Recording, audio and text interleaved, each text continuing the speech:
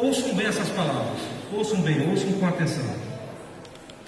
O apóstolo Paulo diz o seguinte: de sorte que haja em vós o mesmo sentimento que houve também em Cristo Jesus, que sendo em forma de Deus, não teve por usurpação ser igual a Deus, mas fez a si mesmo de nenhuma reputação, tomando a forma de servo, fazendo-se semelhante aos homens, e achado na forma de homem, humilhou-se a si mesmo, sendo obediente até a morte e morte de cruz. Por isso, também Deus o exaltou soberanamente e lhe deu um nome que é sobre todo o nome, para que ao nome de Jesus se dobre todo o joelho dos que estão nos céus e na terra e debaixo da terra, e toda a língua confesse que Jesus Cristo é o Senhor, para a glória de Deus Pai. É o texto de Filipenses capítulo 2, verso 5 ao verso 11. Então, é claro que a exposição está lá em Mateus capítulo 2, mas esse texto aqui vai fazer a introdução daquilo que eu vou tratar aqui com vocês.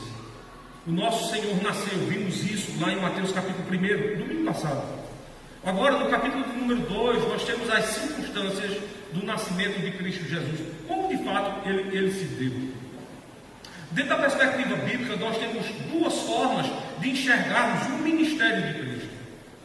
Primeiramente, nós enxergamos o ministério de Cristo como um ato de humilhação.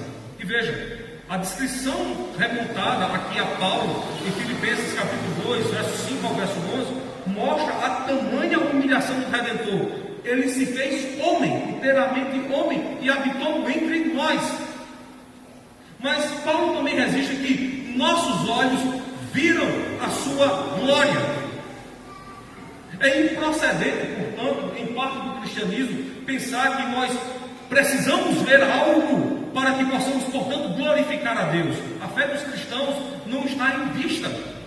A nossa tradição ocidental, ela precisa saber que nós vemos a Cristo não com os nossos olhos, mas a Escritura registra para nós que podemos ver a Cristo com os nossos ouvidos. Afinal de contas, a fé vem pelo ouvir. E diz João, o apóstolo, e o ouvir palavra de Deus. A expressão usada por ouvir palavra de Deus é uma expressão que é usada na estrutura dos salmos para ouvir a exposição da palavra de Deus. Então, nos tempos antigos, os cristãos se reuniam em um local sabiamente pronto para adoração, para que pudessem fazer duas coisas. A primeira delas, eles cantavam ao Senhor, visto a glória e sua honra. Verdadeiramente, eles sabiam quem estavam adorando. Em segundo lugar, um pregador, portanto, tomava a Escritura em suas mãos e, como um acólito, fazia a leitura da palavra de Deus ao povo e a pregação do Evangelho. Então, nos colocamos aqui não somente para cantarmos ao Senhor, mas também para ouvir aquilo que Deus tem a falar conosco. E aprenda uma coisa daquilo que Paulo falou na instrução do jovem pastor Timóteo. O Evangelho do Senhor serve para nos corrigir, para nos ensinar, para nos redarguir, para nos instruir, a fim de que sejamos homens e mulheres preparados para toda boa obra. Ouvimos o Evangelho para que possamos aprender decididamente a verdade de Deus. Portanto, eu quero mais uma vez te convidar para que você abra a Escritura Sagrada no livro de Mateus, capítulo de número 2. Nós faremos aqui a exposição do verso 1 ao verso de número 23. Mateus, capítulo de número 2, verso de número 1 ao verso de número 23. O texto é um tanto quanto longo e ele pode ser dividido da seguinte maneira: pedagogicamente ou didaticamente, ele é melhor colocado para nós, sendo dividido aqui em 3 sessões. A primeira delas é uma sessão longa, vai do verso 1 ao verso de número 12, fala acerca dos visitantes que foram ver a Cristo. A segunda parte do texto vai do verso 13 ao verso de número 18, fala do cumprimento da profecia do Senhor quanto ao nascimento e a salvação do próprio Cristo. E a terceira vai do verso de número 19 ao verso de número 23, fala como Deus é glorificado no mundo na ruína dos pecadores. Alguém pode dizer assim, e Deus é glorificado na ruína dos homens? Existem duas formas de Deus ser glorificado. Ele é glorificado tanto na salvação de pecadores, como ele é glorificado fazendo com que pecadores sejam decididamente punidos. De qualquer forma, Deus, ele é conhecido, temido e glorificado. Então nós vamos ver isso aqui no capítulo número 2. A temática da exposição vai versar sobre duas partes. A primeira, nós vamos ver aqui a humilhação do Redentor, ou seja, como Cristo, sendo o Senhor de tudo e de todos, nasce onde nasce, é visto como é visto, e se mostra, se revela ao mundo. Então nós vamos ver aqui a humilhação do Redentor, ao passo que também nós veremos a glória desse Redentor. Afinal de contas, ele é Deus. Nós vimos no domingo passado que, se nós temos o entendimento, desde o concílio de Nicéia em 451, que ele é 100% humano, nós também temos o conhecimento de que ele é 100% divino. Então a sua glória se faz conhecida de nós quando decididamente ou deliberadamente vemos a pregação do Evangelho. Então aqui nós temos essas três partes da exposição, repetindo verso 1 ao verso 12, primeira sessão, segunda sessão, verso 13 ao verso 18, e a terceira sessão, verso de número 19 ao verso de número 23. Vamos aqui à primeira sessão, verso 1 ao verso 12. Perceba como é que o texto aqui está narrando para nós a revelação de Cristo. Diz assim, e tendo nascido Jesus em Belém da Judeia, no tempo do rei Herodes, eis que uns magos, entenda aqui a palavra mago, a tradição católica ocidental, e aqui eu quero dividir o catolicismo em três fases. Eu falo do catolicismo oriental, é o catolicismo talvez o mais antigo, o catolicismo ocidental, aquilo que nós chamamos de catolicismo romano, e o catolicismo reformado, esse que nós fazemos parte. Então veja, a tradição ocidental, o catolicismo reformado e o catolicismo ocidental, o catolicismo romano, eles têm uma interpretação um tanto quanto divergente acerca da palavra magos que aparece aqui no texto. Vejam só, a palavra magos aqui, dentro do catolicismo ocidental, é entendida como reis magos. É como se reis que vindo do Oriente pudessem, portanto, presentear a Cristo. Mas entenda, a leitura do Salmo de número 2 nos faz entender que não eram reis, mas que a palavra usada aqui por magos é a mesma palavra que vai aparecer no livro de Atos dos Apóstolos. Lá em Atos dos Apóstolos, a humanidade é dividida em três formas. Primeiro, são chamados os judeus. Segundo, são chamados os gentios. Em determinado momento a Bíblia traduz também por gregos. E em terceiro, é chamado os homens tementes a Deus. Quem são esses homens tementes a Deus? Eram os gentios que conheciam o Antigo Testamento, as três partes do Antigo Testamento, a Torá, a lei, os navios, os profetas e os querubins, os demais escritos. Esses homens que conheciam essa tríplice repartição do Antigo Testamento eram chamados de homens tementes a Deus.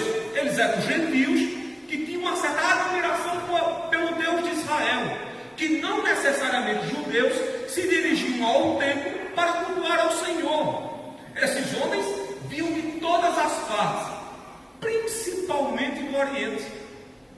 Principalmente do Oriente.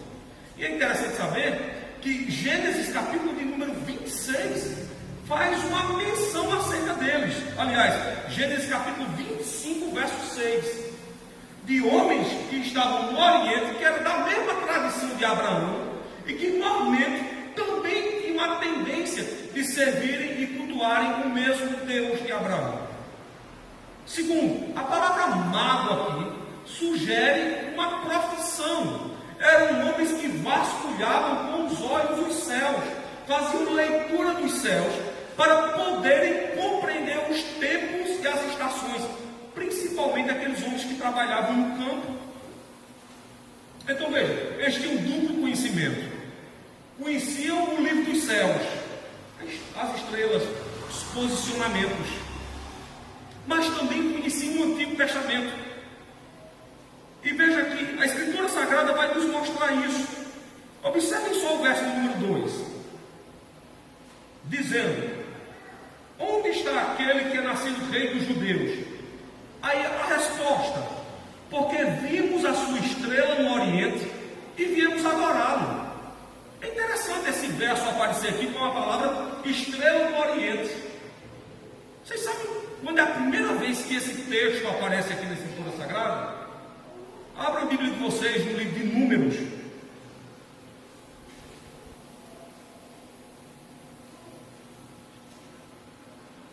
No livro de Números, capítulo de número 24 e verso de número 17. Veja o que é que diz a Escritura, a lei do Senhor, quanto a um sinal dos céus. Diz o texto: ver-o-ei, mas não agora, contemplá-lo-ei, mas não de perto.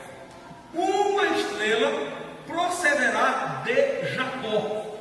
É interessante essa expressão, estrela que procede de Jacó, porque a palavra que aparece aqui no hebraico também pode ser traduzida estrela do Oriente. E diz o texto: um cetro subirá de Israel. É mais impressionante ainda, porque pela primeira vez quando a palavra cetro aparece nas Escrituras, aponta diretamente para o Messias. Vocês podem ler isso em Gênesis, capítulo 49, verso de número 10. Então veja, se Mateus capítulo 2 está dizendo que a estrela marca um lugar onde figurava Cristo, significa dizer que aquilo que os magos gentios tementes a Deus fizeram foi naturalmente observar nas Escrituras o cumprimento de uma profecia. Portanto, veja como é rica a nossa tradição. A tradição bíblico-reformada aponta que, se nós queremos saber todo o desígnio acerca de Deus, nós não precisamos ir ao mundo, ainda que o mundo e toda a criação declarem as obras das mãos do Criador, como diz o Salmo número 19. Mas conhecemos ainda mais perfeitamente a Deus quando vamos vasculhá-lo e conhecê-lo na terra das Escrituras Sagradas. Escutem bem o que diz João, o apóstolo, no capítulo 7, no verso número 38 do seu Evangelho. Ele, parafraseando as palavras de Cristo, diz o seguinte: quem crê em mim, conforme diz a Escritura, rios de água viva fluirão do seu ventre.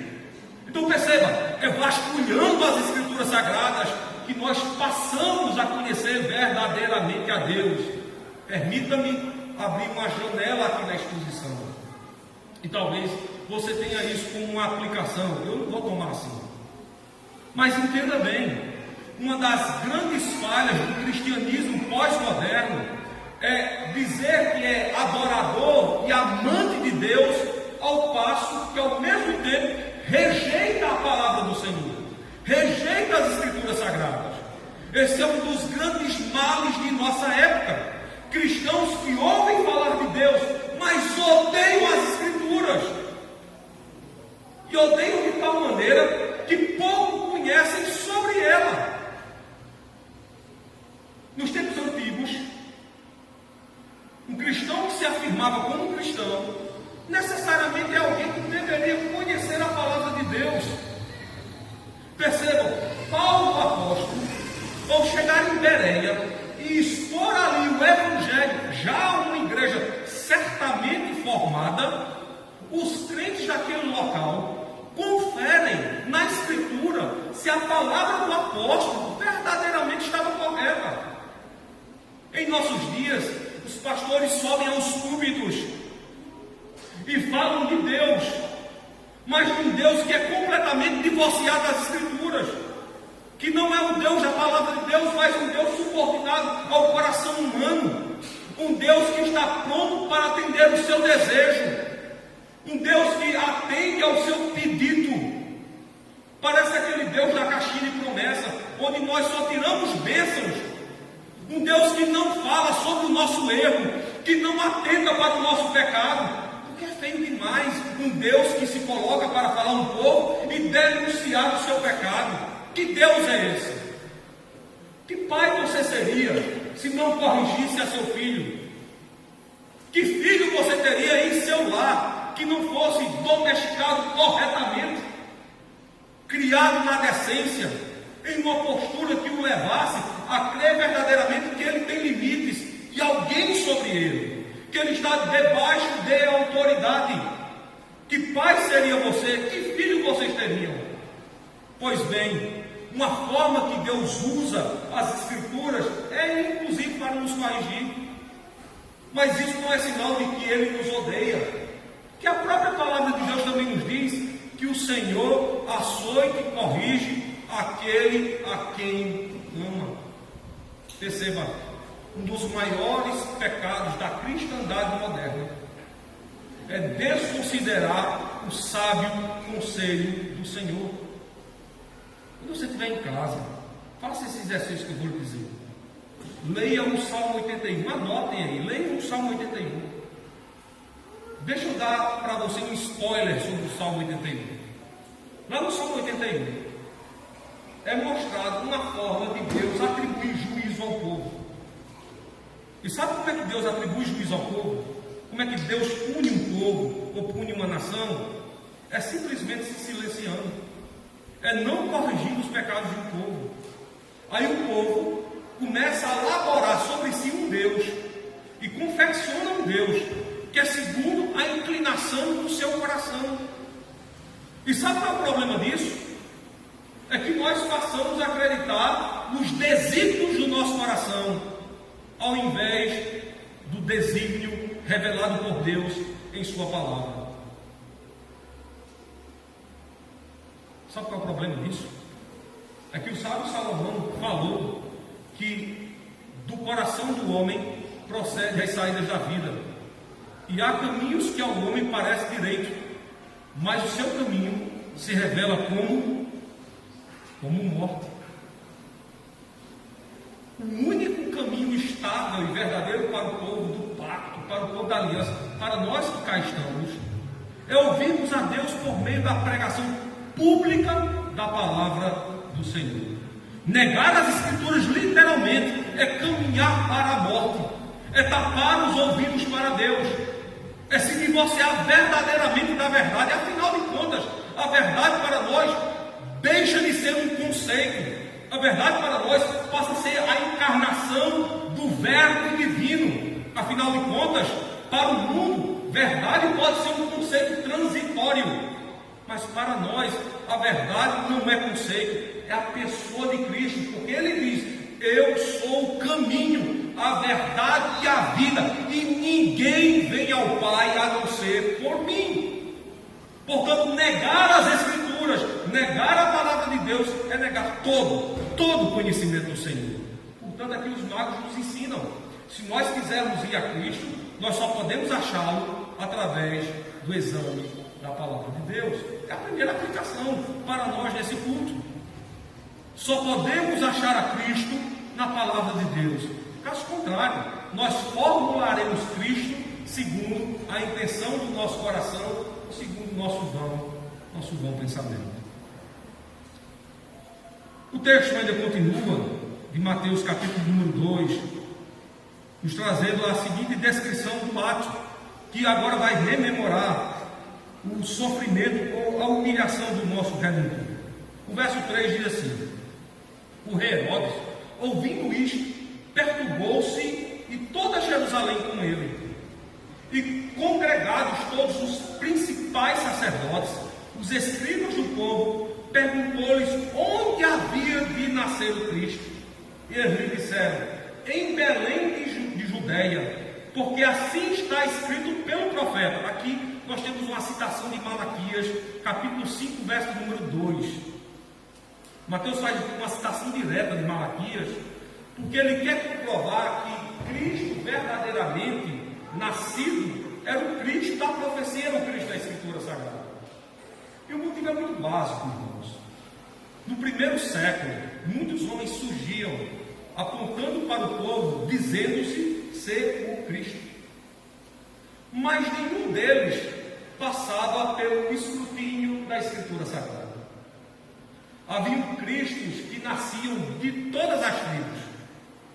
Mas percebam, de acordo com Gênesis, capítulo 49, verso número 10, o nosso Messias, o nosso Cristo, o nosso resgatador, somente procederia de Judá.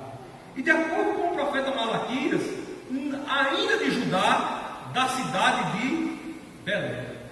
Portanto, no verso de número 6, nós temos aqui Mateus citando o profeta Malaquias, que diz o seguinte: e tu, Belém, terra de Judá, de modo nenhum és a menor entre as capitais de Judá, porque de ti sairá o guia, a palavra guia aqui é pastor, que há de apacentar o meu povo Israel. Agora veja um detalhe aqui.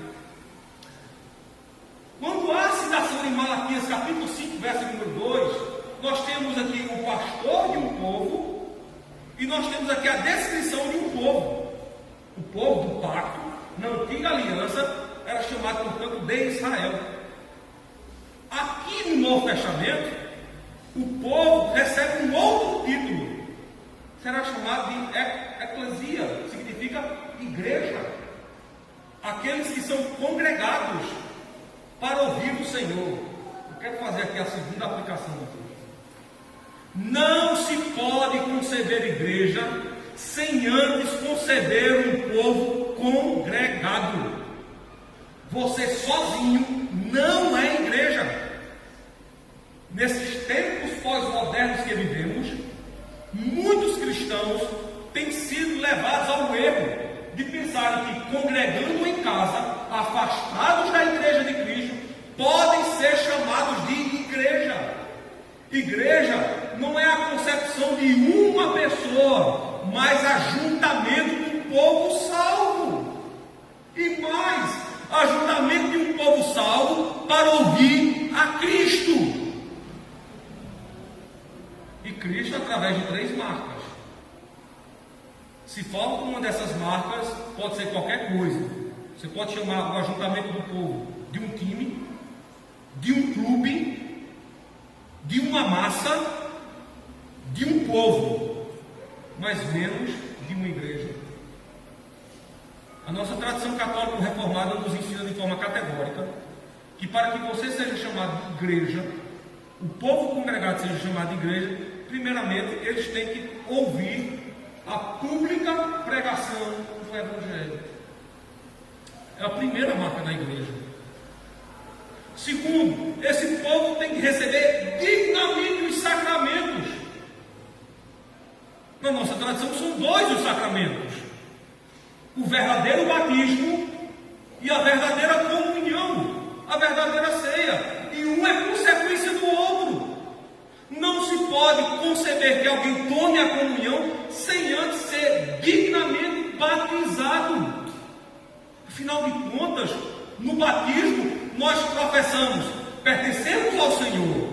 E lá no batismo, o Senhor olha para nós e diz assim: eis o meu povo. Na ceia, nós proclamamos: Senhor, nós te esperamos. E o Senhor nos contempla e diz assim: eis novamente o meu povo, aqueles que me aguardam. Entre o batismo e a ceia tem um aspecto ímpar na vida do cristão. É que esse cristão é chamado a viver uma vida santa. Ora, não se pode conceber um cristão tendo uma vida divorciada do Evangelho.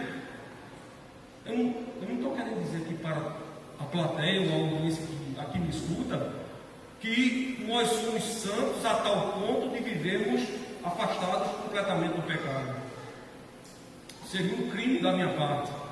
Seria um erro absurdo e grotesco. A Escritura Sagrada nos ensina, a partir de Romanos capítulo 1 até Romanos capítulo de número 5, que ainda como cristãos, nós somos ainda pecadores. Mas pecadores que pelo pecado, reconhecem a necessidade de viver em Cristo. Ou seja, nós pecamos, sim, nós pecamos, mas precisamos recorrer a Cristo para que Ele perdoe os nossos pecados, verdadeiramente nos visite, arranque de nosso coração a paixão pela vileza e faça arder em nosso coração um amor profundo pela Sua palavra, de tal maneira e de tal medida que nós devemos ansiar o santo dia do Senhor.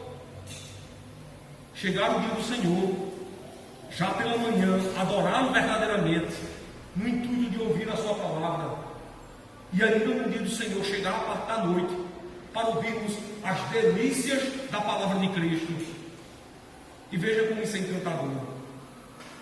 O livro de Cantares de Salomão, que remonta o encontro de um senhor e uma senhora, que literalmente mostra a paixão de Cristo pela sua igreja, pela sua noiva, faz com que a noiva esteja completamente desmaiada em sua presença ao ouvir a delícia da sua voz. Como é que nós podemos dizer que amamos a Cristo e chega em pleno dia do Senhor, e ao invés de nós nos encontrarmos com Cristo, ou ansiarmos esse encontro, buscamos qualquer outra delícia no mundo? Aí nos tornamos parecidos com Esaú, que troca toda a primogenitura por um prato de lentilhas.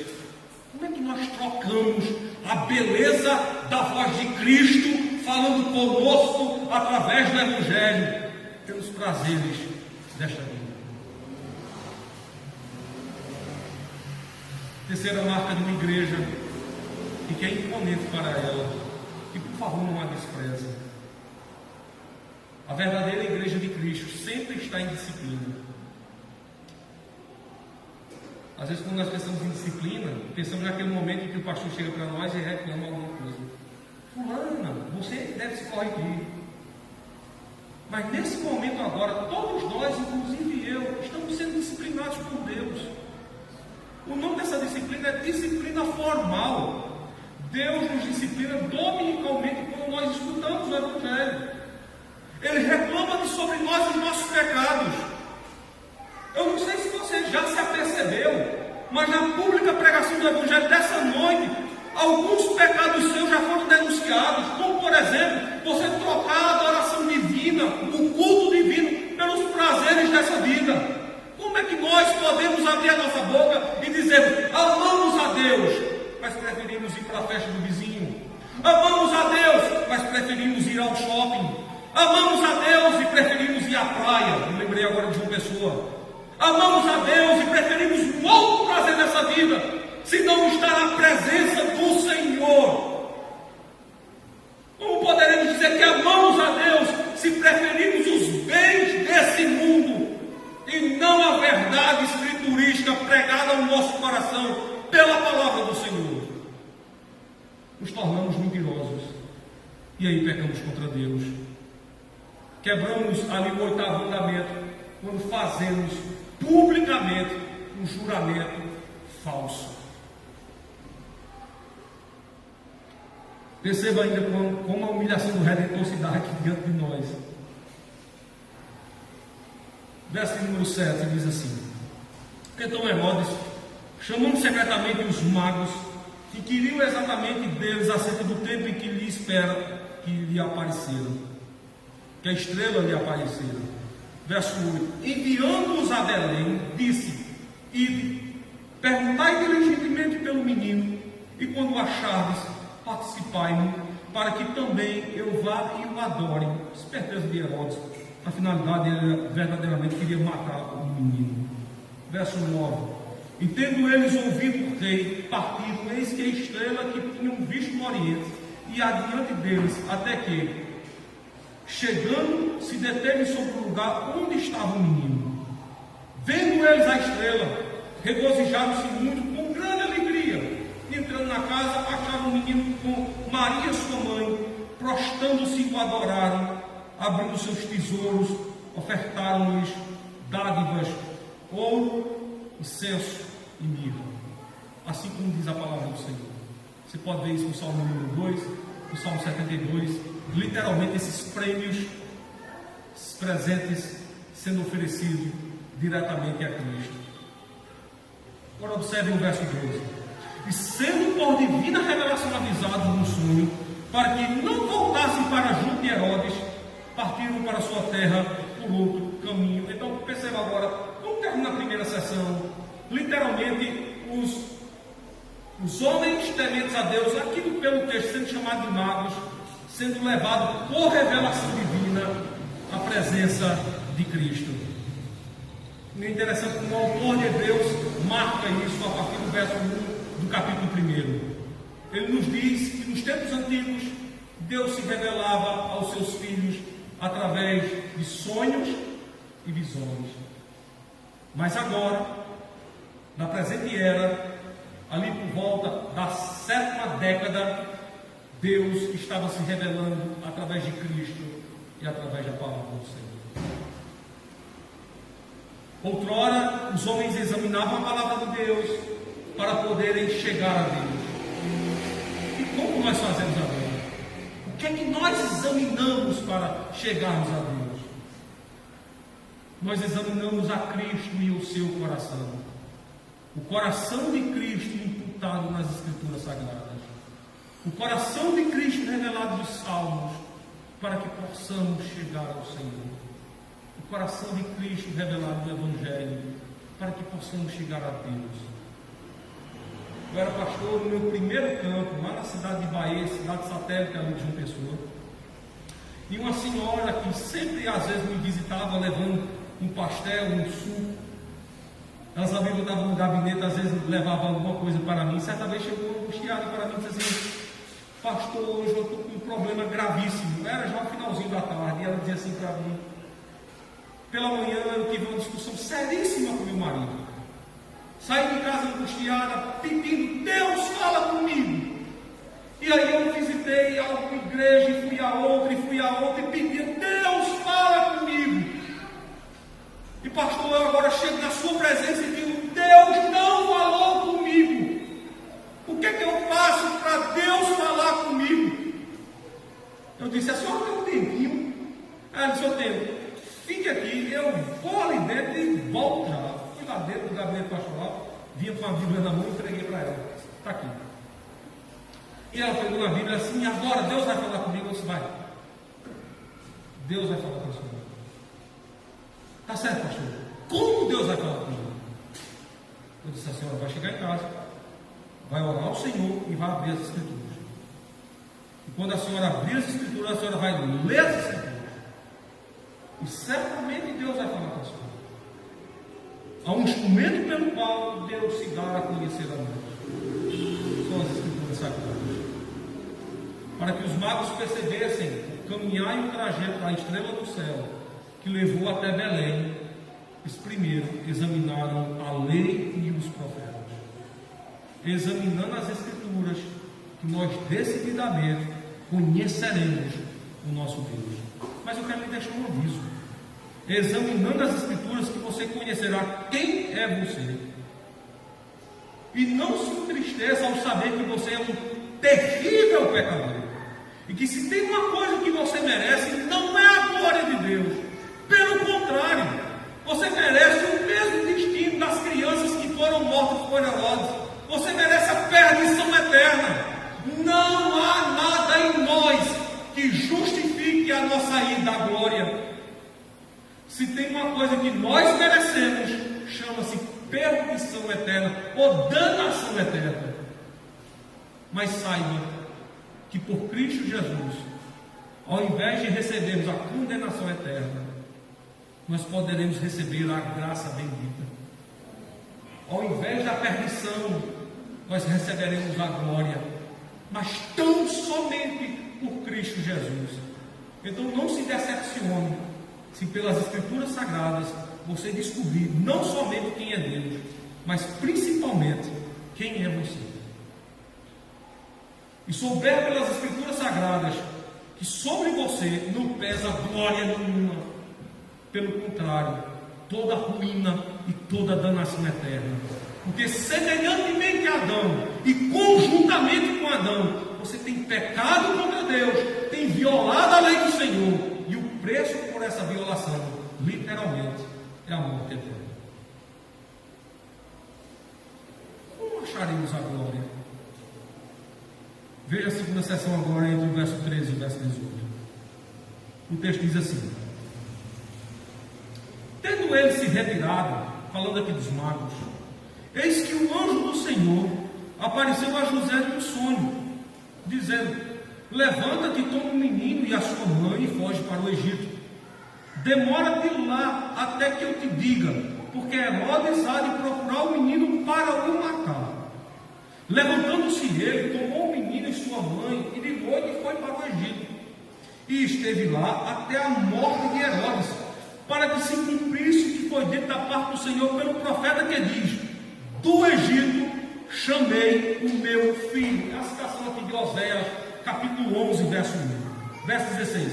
Então Herodes, vendo que tinha sido iludido pelos magos, irritou-se muito e mandou matar todos os meninos que havia em Belém e em todos os seus contornos, de 2 anos para baixo, segundo o tempo que diligentemente inquirira dos magos.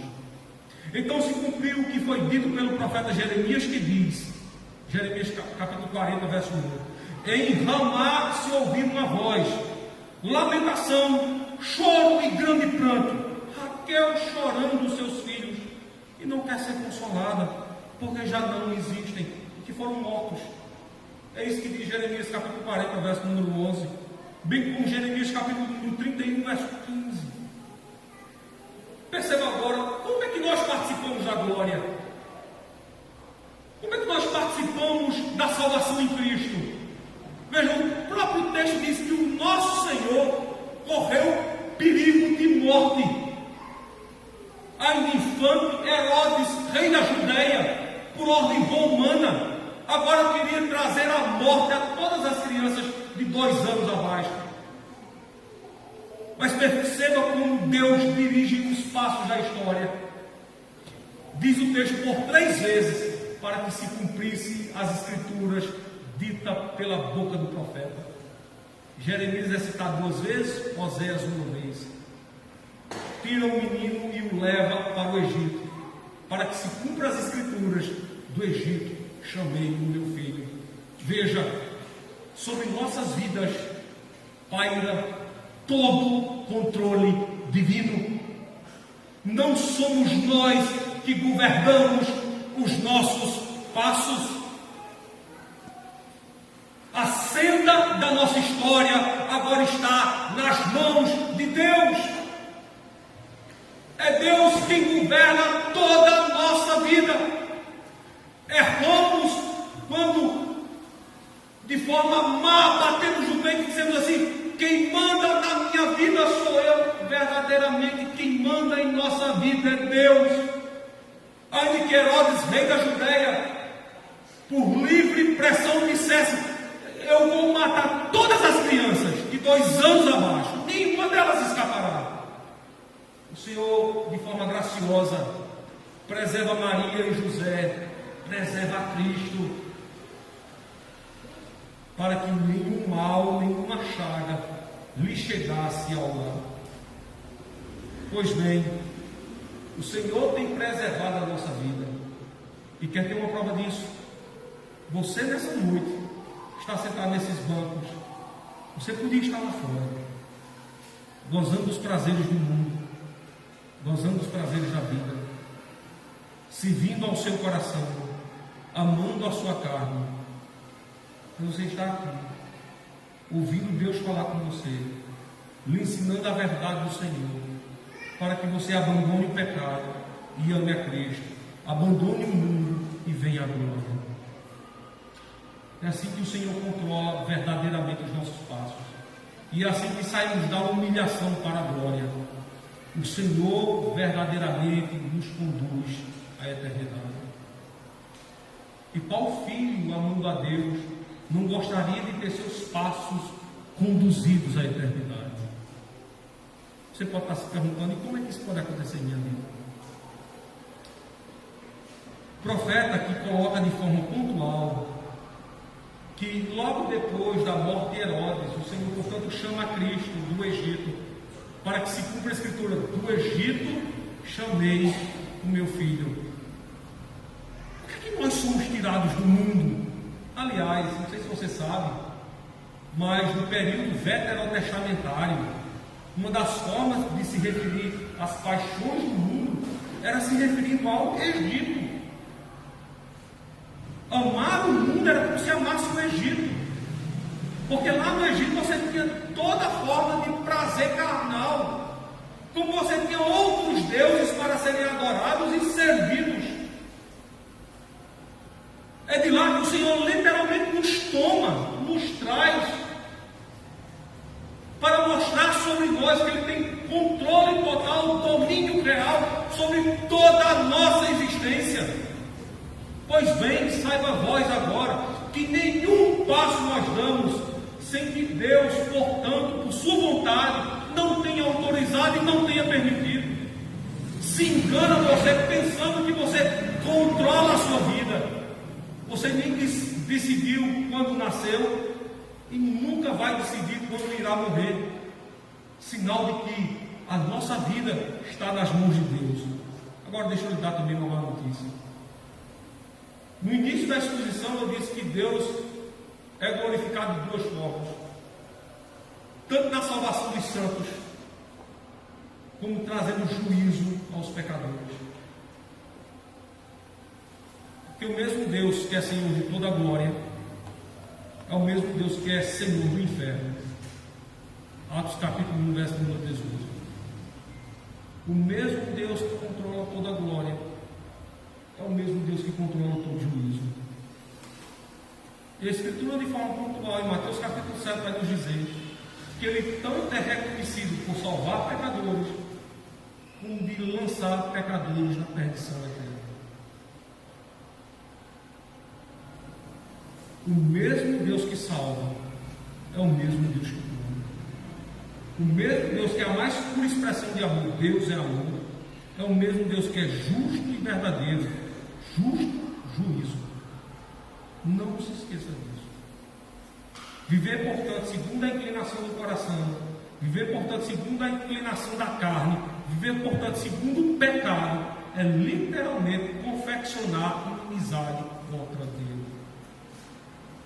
O apóstolo João, na primeira carta, diz: portanto, aquele que ama o mundo, o amor do Pai não está nele. Não se engane pensando que pode servir a Deus e ao mundo ao mesmo tempo. Terceiro, como Deus punirá pecadores? Veja agora o verso 19 ao verso 23.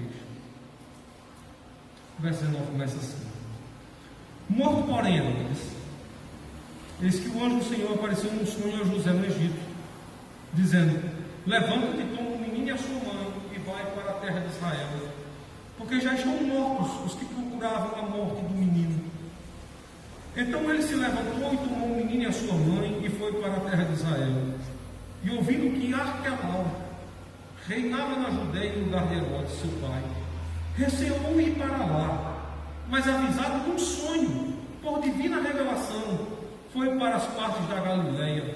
Chegou e habitou numa cidade chamada Nazaré, para que se cumprisse, veja, mais uma vez, a terceira sessão mostra que tudo que aqui acontece na vida de Cristo, literalmente é narrado nas páginas do Antigo Testamento, para que se cumprisse o que foi dito pelos profetas: ele será chamado Nazareno. Bom, em alguma tradução bíblica, a palavra que aparece aqui não é Nazareno, mas Nazireu. Se aqui na tradução faz uma noção a Nazareno, é porque ele literalmente passou boa parte da sua vida em Nazaré, então é Nazareno. Mas se na sua Bíblia você leu a palavra Nazireu, também faz sentido. Porque o Nazireu no Antigo Testamento era aquele que era rejeitado pelo povo, que vivia uma vida exclusivamente para Deus. E por ser rejeitado pelo povo, muito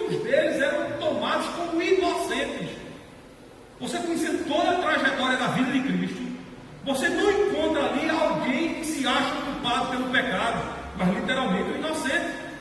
Ora, o governador da Judéia, Pôncio Pilatos, no julgamento de Cristo, em João capítulo de número 19, diz de forma pontual: não vejo nele pecado algum, apontando que ele era literalmente inocente.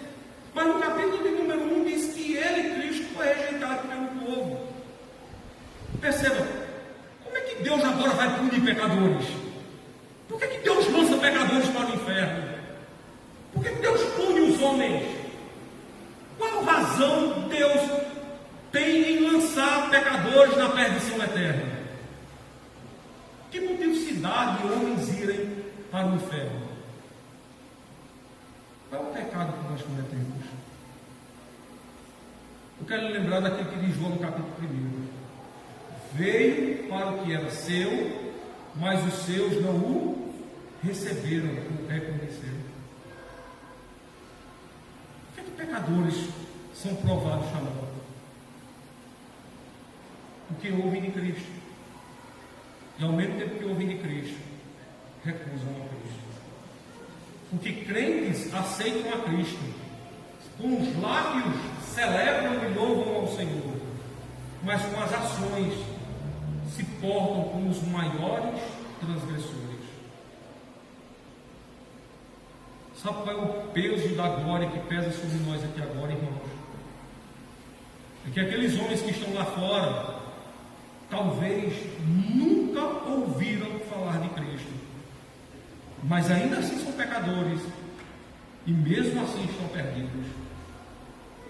Mas o peso da glória que pesa sobre nós agora é que nós ouvimos dominicalmente sobre Cristo, e mesmo aprendendo sobre Cristo, nós ainda pecamos contra Cristo, e isso é mais grave. Nós ouvimos do nosso Redentor, mas lutamos contra o nosso Redentor, amando a carne e os prazeres do nosso tempo. O peso do Senhor cai ainda de forma mais dobrada sobre nós. Herodes ouviu toda a pregação do Evangelho através dos magos e não rendeu glória a Deus. Pelo contrário, o intuito do seu coração era se manter no poder, e a sua ação foi matar todos os inocentes, para que a sua glória não lhe fosse tirada, para que o seu reino não lhe fosse tomado. Será que é assim que nós procedemos? Semelhante a Herodes, escutando de Cristo, mas fazendo pouco caso dele? Será que é assim que nós caminhamos, sabendo de nossas responsabilidades cristãs, mas vivendo como se responsabilidade alguma nós todos tivéssemos? Quais são os passos que temos dado para viver para a glória do nosso Salvador? Que ações nós temos tomado que nos apontam como verdadeiros cristãos? Como o mundo tem nos enxergado? Como homens e mulheres salvos? Ou como qualquer um outro que aí vive por aí fora? Será que quando os homens olham para nós, eles veem a glória de Cristo ou a imagem de homens terrivelmente pecadores? Eu gostaria que você, nessa noite, portanto, saísse daqui observando como a glória da redenção pode nos tirar literalmente desse mundo transgressor, mas como também a glória de Cristo pode imputar sobre nós terrível e grande juízo. Que o Senhor nos abençoe agora para sempre. Amém. Fica de pé, irmãos.